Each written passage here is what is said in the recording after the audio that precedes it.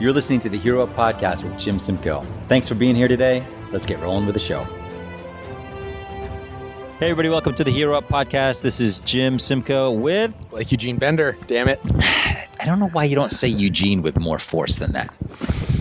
You know, how many podcasts have we done now? It feels like a million. It really does. So like 12. One of these days like we're going 12, to break right? One of these days we're going to break into double-digit listeners, I'm sure. And the number of times I've introduced myself to anyone with my middle name Eugene is equal 12. to the number of podcasts we've ever done. Fantastic. It's nice. We're actually sitting outside today. It's a beautiful day. Yeah. Can't go wrong in San Diego here. Yeah, it's gorgeous. It's absolutely gorgeous. So today we're talking about somewhat of a serious topic, but not too serious. Well, it's a serious topic. Mm-hmm. This is a serious topic. I want to take it seriously. Super serious. Yeah, I take it very seriously. So it's all about creating a positive self-image. So we're going to let's roll right into this because we have class in an hour. So deep into it, yeah. Yeah, it's deeper in it. Where are we going first here? So the goal of this really is to help you, our listener, our devoted, lovely listener. Yeah. Thank you guys for listening. Thank you, Mom. We love you. And thank you for the new listeners. We have a couple new listeners who reached out to me recently. And Susanna, if you're listening to this in Palm Springs. What's up, Susanna? Yeah, she's so nice. Susanna? Nice. She's with our lender, and our lender's awesome. I love our lender. But anyway, she's super cool. You have a lender? So, yep, long story. Okay. But anyway, so it's all about creating a positive mental image of yourself, regardless of where you are in life. Mm-hmm. And the reason this really has come up, which I'm going to delve into this a little bit, is that recently I have been feeling super crappy about our real estate business. I've been feeling like because of, I think I've mentioned to you that we got kind of screwed by a previous contractor. I won't say their name, but everybody knows who they are. And I feel like I haven't been doing a good job, or it just hasn't gone well. And I tend to personalize and internalize a lot of that. Mm-hmm. And then I've noticed recently, it's really been up for me recently, but I've seen a lot of other people do it as well. And I started thinking about like, God, why am I creating this weird negative image of myself on so many different levels? And I see it pervading my life in so many different ways. And there's a happy ending at the end of this one. Not that kind of happy ending. Blake just had a big smile on his face all of a sudden. But there's a happy ending to that story in a second we'll get to. But it seems that people often have a predefined view of who they are, and many times it's negative. They think, I'm fat, or I'm not pretty, or I'm not as successful as whoever. I can't do this thing, or I can't do that thing. What are your thoughts on that? Yeah, I mean, that really sucks if that's you and that's what your personal self-view is. And, I guess if you're a shitty person, maybe it's appropriate that you have a shitty worldview, but oftentimes it's very much the inverse. Right. So I don't know. I think that it's important that people feel good about themselves. I think that you're better able to help the world if you help yourself first. And that's important to get those ducks in a row. What negative images have you ever had about yourself? Oh man. I'm taking about myself deep right now. I think that like, it's easy for anyone at different phases of your life. A lot of it comes down to what are you doing presently, and what are you exceeding in or excelling in, and what are you struggling in. So like I've certainly had a hard time in school when I was younger, especially when I was like quite young, and I probably felt about myself that I wasn't super bright, or that I wasn't a quick learner. And well, those things are not, I feel like I'm plenty bright, just maybe not in a traditional sense that does really well consuming information. What's funny about this is categorizing it. Yeah, and what's funny about this is you're actually one of the smartest people I know. Thank you. You're just saying that for this podcast. I'm really not just saying that for this podcast. Saying it, son of a bitch. I actually think it's actually true. I think you're very uniquely smart in many different ways. But anyway, okay. Thank you. You're helping me reframe my mental image of myself. Hey, our goal's been achieved. So I think things like that, like you question yourself, like what do you find valuable, or what do you value from a personal characteristics perspective, and how do you stack up against whatever model you have? So whether it's from a physical body image perspective, if you're looking up to people who are ripped, or if you're on Instagram and there's Insta models all over the place. Dude, Instagram is so bad sometimes. And they just put out the best versions or the best of themselves, even if it required 1,000 snaps of the trigger in order to get the one perfect shot. Like everyone's just putting out the best image that they can, and I think that's even like just a more exaggerated way that like an exaggeration of what life is already like, because when you're interacting with people on a personal level, that usually is the case, right? Where you're not people usually, if you're just having a casual conversation with somebody you don't know that well, and you're like, oh, hey, how's it going? And people are usually like, they're never going to tell you the truth. Things are so shitty right now. I feel terrible about my life and my relationships. And yeah, I feel like you're not judging. But then some people do respond that way in some cases. We know somebody specifically that I'm thinking of. Yes. I don't know who you're talking about. I don't need to know. It doesn't matter. But then there's the flip side of that, where people who are comfortable or feel as though it's important that they like bring themselves down a peg so that they know, like, I know you see me this way. So it's almost like I'm like softening the blow if, by putting that energy out there and whatnot, What limiting beliefs do you think you have? Maybe Blake is literally starting to sweat as we're talking right now. I think sometimes when I think about taking on new ventures or taking on like new projects or things like that, like oftentimes that I don't have a skill set that's required for it to be successful. Those are usually the places that I am personally challenged by, just because like I recognize the scope of the experiences that I've had is not like it, there's many things that I haven't gone through on business levels and things like that I see my limitations on. Right. And that can probably be an obstacle in some cases and all that. It's so funny because this is I'm actually so glad you said it in that way, and I keep bumping into you. Sorry. I'm so glad you said it that way, because it's really interesting, because you're kind of proving one of the next things about my next point is like, we often justify, like if we have a limiting belief, we often say like, we usually give a reason around why we have it, right? Like, so like I've had tons of business experience and have done it, kind of all over the country. And I will tell you that like not having experience in business in many ways could be one of your biggest advantages in many ways. Because I know tons of people who have tons of experience in business and they suck at it. Like they're just terrible. They're just terrible at it. They're not good at it at all. So it is interesting how like, if Scott Lang, for example. Scott Lang, that guy. Oh, my favorite. Terrible at business. Does he even does he do business? Is that what Scott? He's always on the computer. He's arguably the smartest web guy I've ever met in my life. Right? Yeah. But no, it's interesting how like, the areas like, you would think of as being a negative or have a limiting belief around or me or whatever. We have a tendency to attach a reason to it. Like here's my limiting belief is this, and here's my reason. Like one of mine is that, I'm always going to have 25% body fat, or I'm never going to be like a lean, ripped dude. And my reasoning has always been like, well, I've had all these surgeries and physically can only do so much because of my age or whatever else. It's a total limiting belief and total bullshit and totally not true, because there's tons of guys who are my age who are completely ripped, but you put a limiting belief, you have to have a reason behind it. So it's interesting, like how we all do that regardless of what it is. Yeah.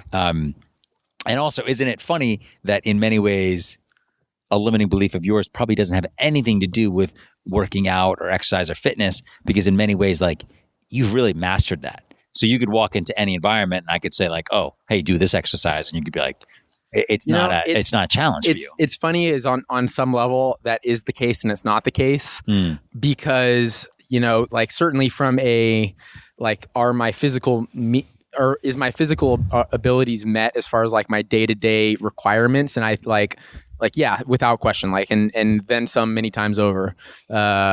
However, if I live and work in the fitness industry and there's a certain level of expectation that comes with, being in that territory. And I think it's important that I don't just like try to present myself as an expert in that field, but also actually can speak from experiences and things like that. Right. And so from a perspective of I'm not an expert in X, Y, and Z, even if I am in A, B, and C, and I have spent a lot of time invested into that. Right.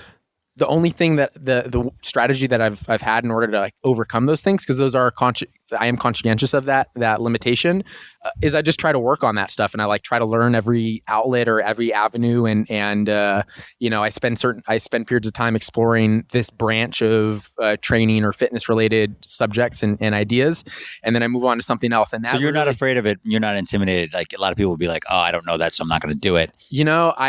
That's something I think I'm really fortunate in, but it's because I have such a robust experience and background in so many varied things. And I think that's going to be like the theme, I assume, of this conversation, is that like my experiences and having gone through a lot of trials and tribulations in a positive way has given me a lot of confidence, so that I'm very rarely intimidated by a discipline by thinking like, oh, that's not for me, that, discipline, I'm too X, Y, or Z. Like, I've always had the experience where I can just like kind of practice something, learn what I want from it, and then move on when I'm no longer like intellectually interested in the subject. Got it. Okay, cool. That's super cool. Yeah, it's interesting. It's like you're so confident that even if you don't know it, you'll figure it out in certain areas. And I feel that way in that facet of my life. Yeah, but then there's other things where I'm just like, I don't know how to fix this sink.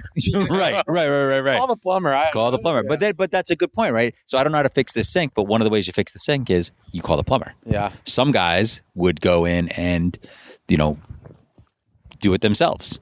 Or they'd say like, oh, they just live with a broken sink. Like, I think that's a totally reasonable expectation of fixing something, is like you call somebody else because you don't want to do it, or you don't want to learn how to do it, or it's not your expertise. Yeah. Right. Like, it's like you don't call an electrician, or you don't try and fix the electrical yourself. You call an electrician. Yeah. Because they know what the hell they're doing. Yeah. And you don't want to get, you don't want to electrocute yourself. Get electrocuted, which would be a good point. A couple of things that also I thought of in this, when I think about, is like, and I wanted to throw this at you. Is like, so when I think of like the happiest, most successful people that I know, and whether they're famous people or people in here or just people in our lives, they tend not to set limits on their lives, right? Most of the people tend not to have like predetermined limits or self-limiting beliefs on their lives. And I have two examples. J.K. Rowling, you know who she is? J.K., of course. J.K. She wrote Harry Potter, that whole series. Oh, she did? I hadn't heard about that one. Yeah, you hadn't heard about that one? I'm more of a, underground J.K. Rowling fan. You just follow her blog. Yeah. But, she was a single mom on welfare writing at night. Yeah. And now she's a billionaire.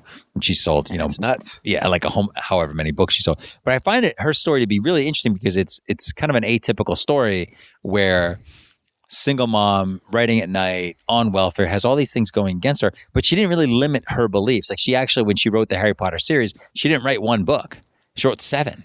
Like, she thought of it as a 7-part series. So right away, like, she's not thinking like, oh, I'm going to publish a book and hopefully it does okay. May I ask, did she write just the first book and then it gained traction, or did she like outline the whole thing? I'm pretty sure she outlined the whole thing and envisioned a 7.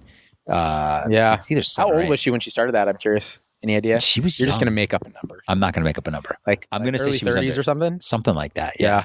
Maybe a little bit old. But I know that she was married and had like a 13-month-old. Okay. Or had not a 13-month-old. She had been married and then got divorced within about a year or so. Yeah. And then was like a single mom. Writing all those books. Jeez. Yeah. But I just thought it was interesting. It's like, so here's somebody who, like, looking at their life, you would think like, oh, there's no way you're going to be successful. But not only was she successful, but she already had a belief that like she was going to be so successful that she mapped out 7 books, not just 1.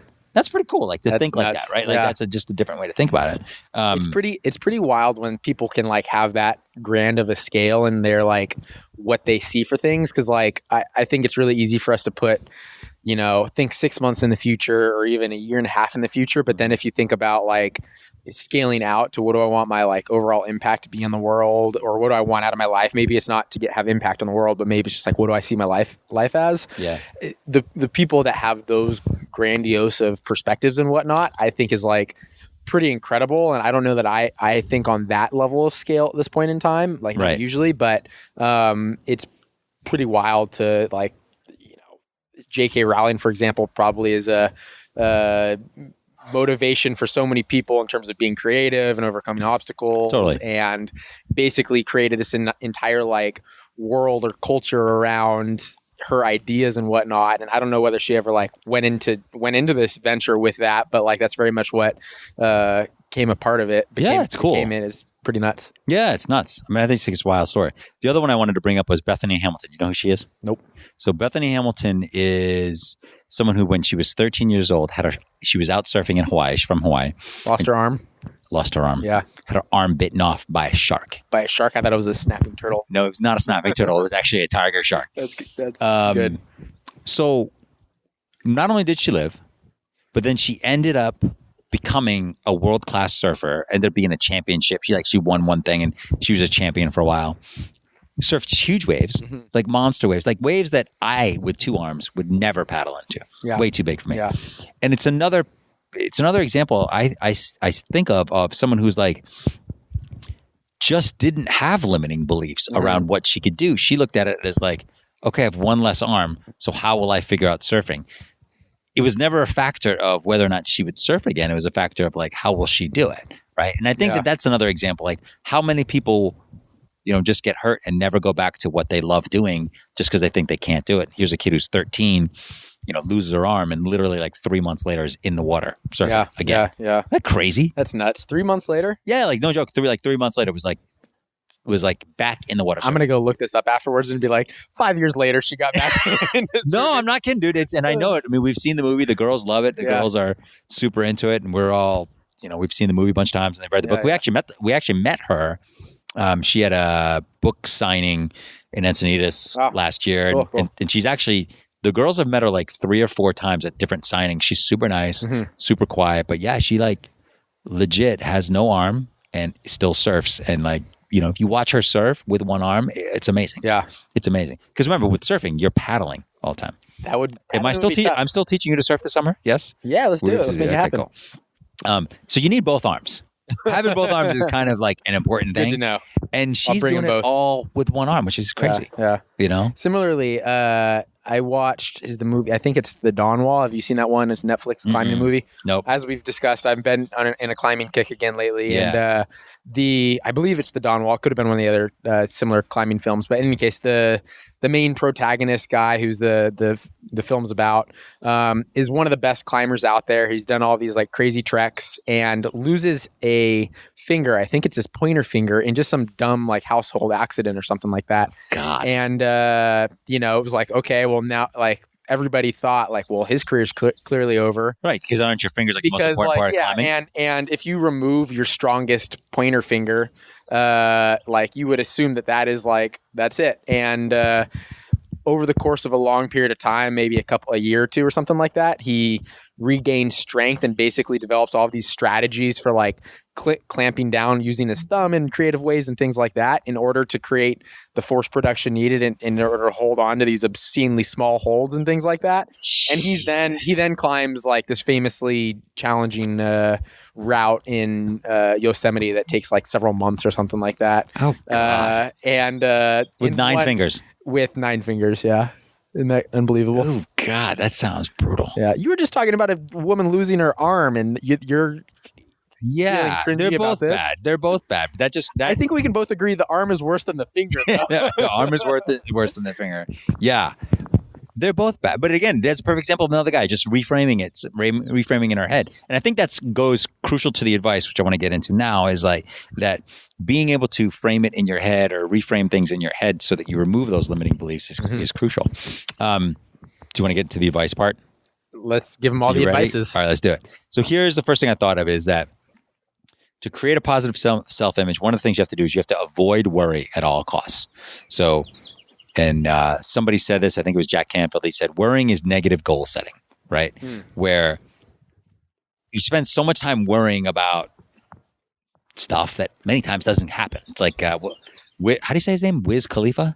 The rapper? I guess so, yeah, something like that. This is like your generation. But he said worrying is like walking around with an umbrella in the sun waiting for it to rain.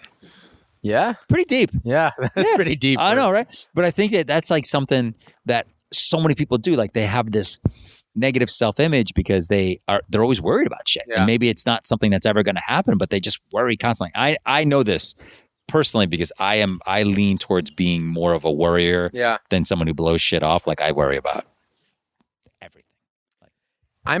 I'd like to challenge you on this a little bit. Please, because let's do it. I feel as though every human emotion or every experience probably has some value from a survival evolutionary perspective, totally. Right? And within that idea, I think there is value in like worrying and thinking things through. Sure. And as you may or may not expect, I'm probably on the opposite side of the. No way. I tend to be less of a worrier, and like I tend to be. What's that like? It sounds so nice. I'm more of a dreamer, and then I outsource my worrying to the other people who are like collaborating with. Like obviously, there's plenty of times that I do get in my head, and I'm like overly thoughtful or in thinking things through. Yeah. but I feel like you need, if not one person individually, at least collectively, we need people who are worried about like the worst case scenario of global warming, and then you need people on the flip side of like having the perspective maybe it's not that bad, and like that way people can like have conversations and dialogues, and we can and be prepared for those things. Right. I guess the flip side of that is there absolutely becomes a point, or there's a time when that's no longer serving you, and it becomes like paralysis by analysis and things like that. And which I think is what you're getting at. That's kind of what I'm going at. Like, because I think like being worried about the environment, I'm concerned about the environment. Being worried that my wife is having an affair with Taye Diggs, because she hasn't texted me back in 20 minutes. Yeah, that's not as realistic. Probably. Right. More realistic Taye Diggs than her other crush. Oh, Karamo. Because he's gay. Because he's a gay man. Yeah. Because he's a gay man. Yeah. Well, that's a good point. That's a very good point. The other thing about the whole concept of worry that I was looking at is like, worry is really like the exact opposite of imagination, right? So like when you worry, you tend to like tunnel vision something down into like, this is the worst possible outcome. This is what I think is going to happen. So your lack of imagination, or your imagination's just gone during that time. And I've had this a lot recently with this real estate project.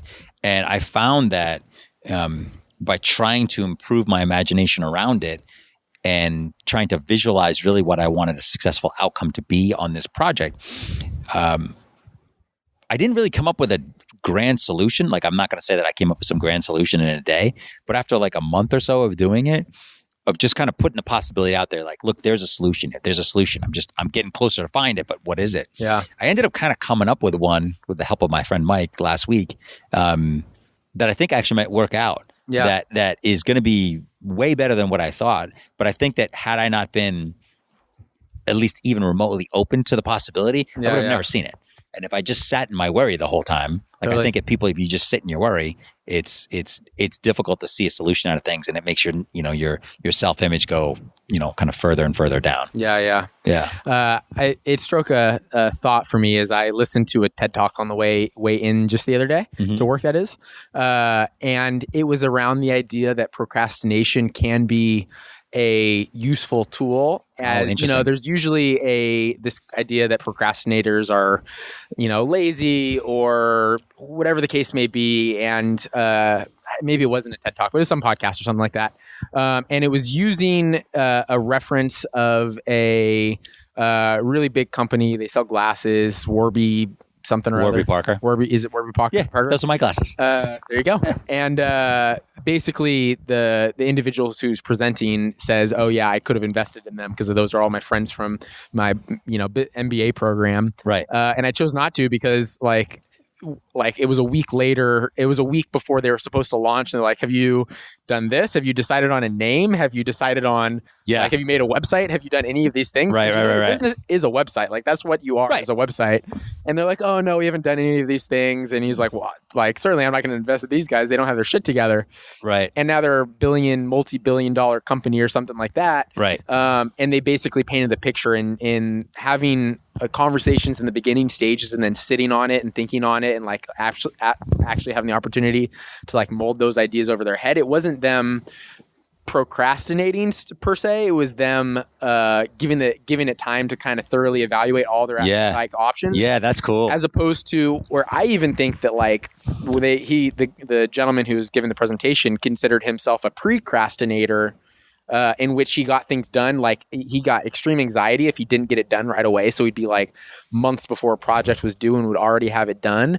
And that direction can force people to like take the lead on the first idea that comes into their mind, as opposed to thinking about something thoroughly, brainstorming all that is my problem. 100%. Yeah. Yeah. You get like a I just want it off my list. Just like, I'll get it done. And it's so funny you say that because I've caught myself doing that so many times where I'm like, okay, I finished. Is this really the right way to go? Yeah. Like, is this like then you're like, wait, this isn't the right way to go. Okay. Redo all that and redo this one. It's like, as opposed to like some people who sit around and kind of are able to, and it's not, you're right. It's not procrastinating. It's just like they're comfortable not making a decision until they're ready to make a decision. Yeah. And they don't give a shit about someone else's timeline, which I think is cool. Right. Which kind of also, helps them create I think a more positive self-image of yourself is like, if you can kind of work on. That's what we're talking about, isn't it? That is what we're talking about. It's funny how it came back. But like, how you can do that if you're able to figure out how to do things on your timetable and not be, kind of beholden to the man. Yeah. So yeah. Let's talk about the next thing. Let's talk about the next thing. That was very weird. We had the moment of eye contact there, which is let's never do that again. Too much. Next piece of advice would be to watch your language. So what I mean by that is don't try not to use limiting phrases and or negatives in your either your self-talk or when you're talking, like, I think of things like people saying like the word should. People say should a lot. And I think should is one of the worst words in our language, because people say like, I should I really would love to go to dinner with you, but I've got some work I should be doing. We should go to dinner together. We should. We're not going to dinner together. Yeah, or like, I should do this. I should be further in my career. I should lose 20 pounds. I should be in better shape. Like, we could do the should game like all day long. Yeah. It's horrible. It's horrible. So take that word out of your thing. A phrase that I've tried to take out of, and I just did it. There's two words, or there's a word and another phrase that I've tried to take out of my vocabulary entirely, and I'm butchering it as I'm talking. But the first one is try. Mm-hmm. So when you say try, you're immediately giving whatever you're saying a weaker perspective. So if I say, I'm going to try and work out today, it's weak. Yeah. I either need to say I'm working out or I'm not. Yeah. Right. And so like, I think like to stop saying try. And then the other phrase, which I think is a killer, is work hard. Okay. Like people like, you know how things go? I'm working hard. You need to work hard at that. It's like, well, why? You don't. I know lots of people make a shitload of money and are super successful, and they don't work hard at all. They're just smart. They figured something out. So working hard isn't necessarily mean that you're going to be successful. There are tons of, we're in Southern California, drive by any house and see a laborer who's in a yard pulling weeds. That dude's working hard. Yeah. He's probably not making a ton of cash. Yeah. Right. So work hard, the phrase try, and the word should. Yeah. They're all dead to me. I can't remember the context, but this came up recently as I was I don't know if the term would be scolding someone. I don't remember the situation that they said. The term would be scolding something if we were in the 1950s and you were a teacher. I was basically calling them out on their bullshit because they were putting something out there like, yeah, we'll see how it goes. I was just like, you're not going to do that. Like, it's not going to happen. Like, right. you don't even think you're doing, you're going to do that as you say it to me right now. Right. That happens, more often than not. I think that like words are super powerful and that they're basically a portal into your old brain and noggin. Yep. And the way somebody like presents a piece of information probably tells you about how they feel about that. Yeah, totally. You see it in here when there's a partner workout and you're like, all right, I said it to somebody on Saturday, because it's supposed to be teams of 2 and you guys have a team of 3, you partner 1 are going to begin your round whenever the slower round 2 or 3 finish, and then partner 3 is like, that's going to be me, like, and right.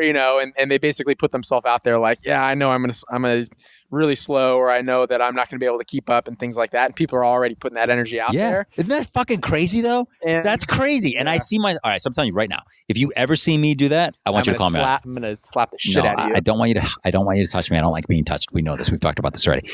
I want you to call me on it. I'm not kidding, because I think I see myself doing that in here many times. I don't want to do it. Okay. And I think that's part of the self-image thing is like you're immediately, when you say something like that, I'm going to be the slowest, you're immediately subjugating yourself right away. Yeah. And then that inherently, like you're saying, goes into your brain, and like now here's another cut that you're making against yourself. Huh.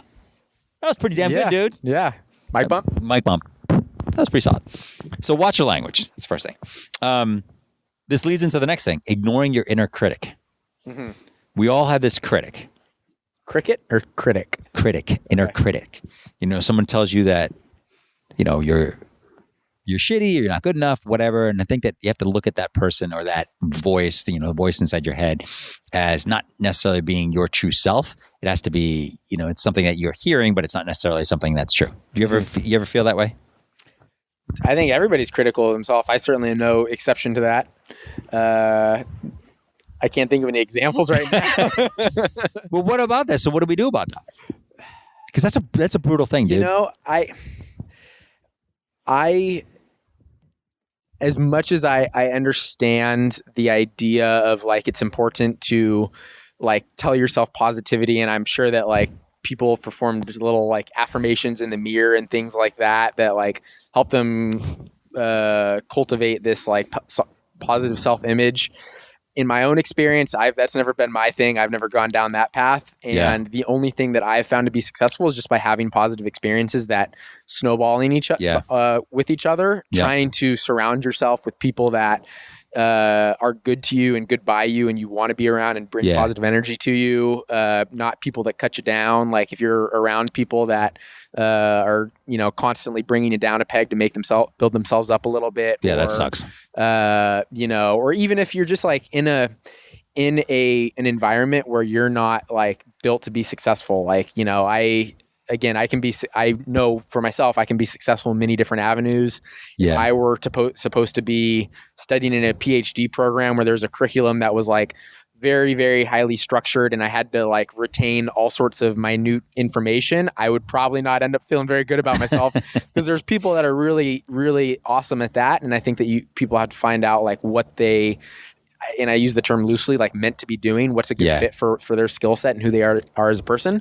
I think just those experiences that build upon themselves and snowball into a more positive self-image. And, if you feel shitty about the way you look, then try to figure out what strategies there are that can help you improve yourself on that front. And then, when you're feeling more confident on that front, maybe that lends itself to being more assertive in a career. It's a domino effect, right? Yeah, I mean, absolutely. like you get one thing.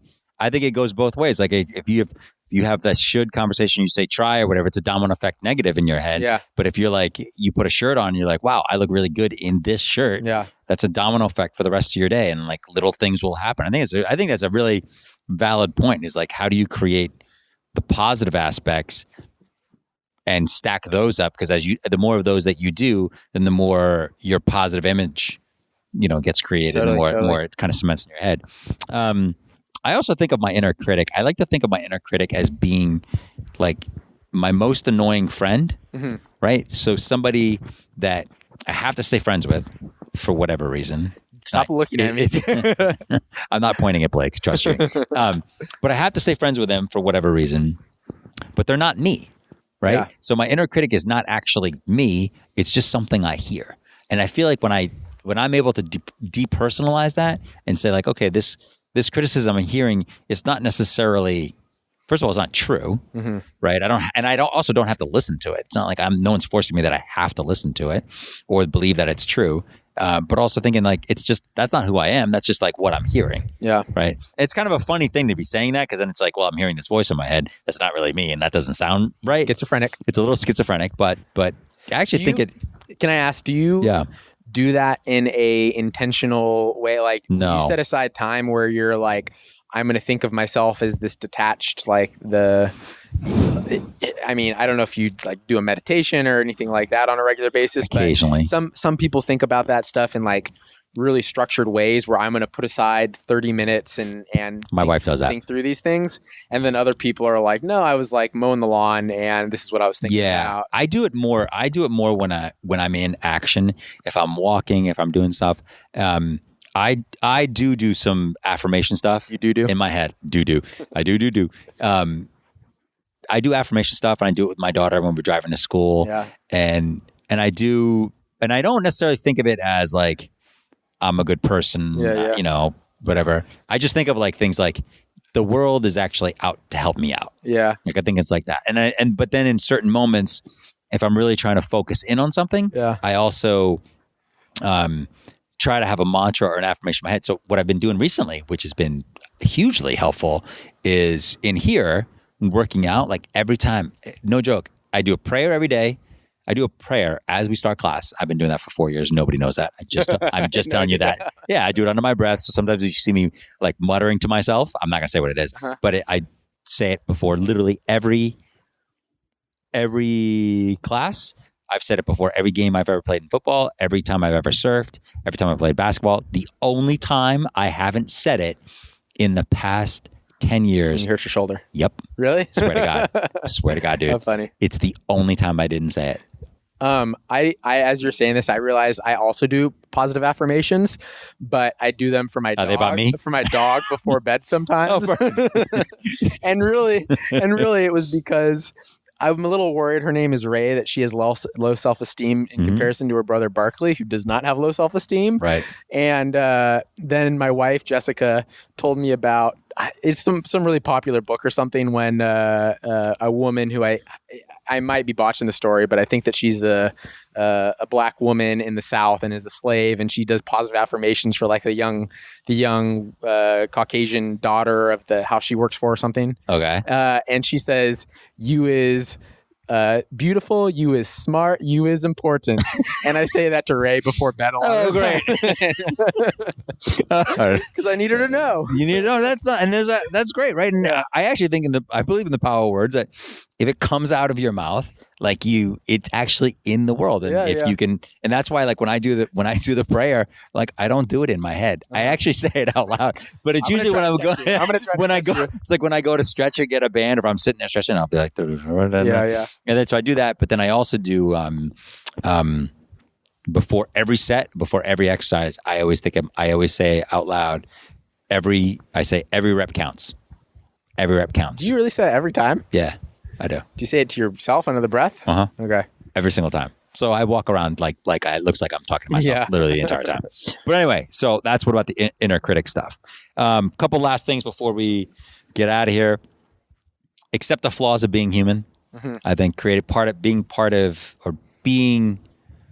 having a positive self-image, you have to be able to accept your flaws. Mm-hmm. You don't have to like them. I think there's a big difference, right? Because people are like, well, I don't want to accept my flaws. I'm like, look, you don't have to be best friends with your flaws. Yeah. But just accept them. There's certain things I'm not going to change about my life and myself. I may not like it. Yeah. But if there's nothing I can really do about it, like, it's just not a helpful thing to think about that all the time. It's really not, right? What do you think? I would have to agree. Why spend all of that time that you could be focusing on elements of yourself that you could improve and work on? And are you like literally reading my notes? That's literally like the next thing I was going to say. Just read it then. Just focus on what you can do and not what you can't. Jesus, Blake. Well, it's kind of the same. That's kind of the same idea, right? It's like, if you only have a finite amount of energy that you can, whether those are thoughts or actions or whatever the case may be, mm-hmm. and you can spend that time and effort invested into shit that's out of your control, or you can spend it on time that's like in your control. And so I think those are the only thing that we can influence is our thinking and our decision making on that front. So, why waste the energy and the time? Yeah. I totally agree. What do you think about the last point I wanted to make is like in creating a positive self-image is like, I think of it as like we're all computers, right? Mm-hmm. So we're all computers, certain amount of RAM and power, like whatever. Windows 95. I'm like a Windows 95 computer. It's really slow. I'm a Windows. I'm a DOS 3.1. You're gonna have to cut me out of your life. Constantly bring you down a peg. But if you think of yourself as a computer, if there's a way for you to reformat in your mind of who you can be. Yeah. Maybe not necessarily who you are right now, but who you can possibly be. Like, can you put out the opportunity or put out the possibility that you could be a millionaire and I could be somebody with 5% body fat, or you could be somebody who has a thriving business and like is, called constantly to speak on business at universities all over the world. I mean, it's like, you don't necessarily have to believe that right now, that it's going to happen tomorrow. But if you could entertain the possibility that like, look, that's actually not impossible. Mm-hmm. There is a small percentage or a large percentage, whatever, that could actually happen. Yeah. I think reframing what we think about ourselves and reframing kind of like who we can actually be is huge. Yeah. It's like when somebody tells you like, oh man, the odds of winning the lottery are 1 in a whatever trillion, 1 in a billion, whatever it is. And then you respond by saying, so you're saying there's a chance. What movie is that from? I don't know. What is it? I don't know. Doesn't matter. It's funny. Is all of our references today, it's like, oh, it's some movie or some book. I don't know the name. We could be wrong about all this, but we're pretty sure. That's why this is not a scientific podcast. People involved.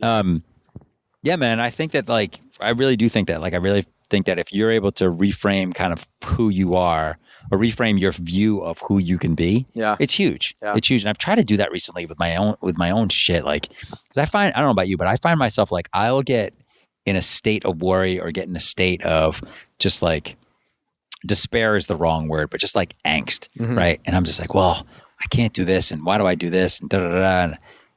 And then I'm like, well, wait, why am I doing that? Like, why can't I be like this person who's super successful in this one area? Why can't I be a guy with 10% body fat? Why can't I do these things? Like, why, like, who's saying that I, shouldn't do that? What do you think about that?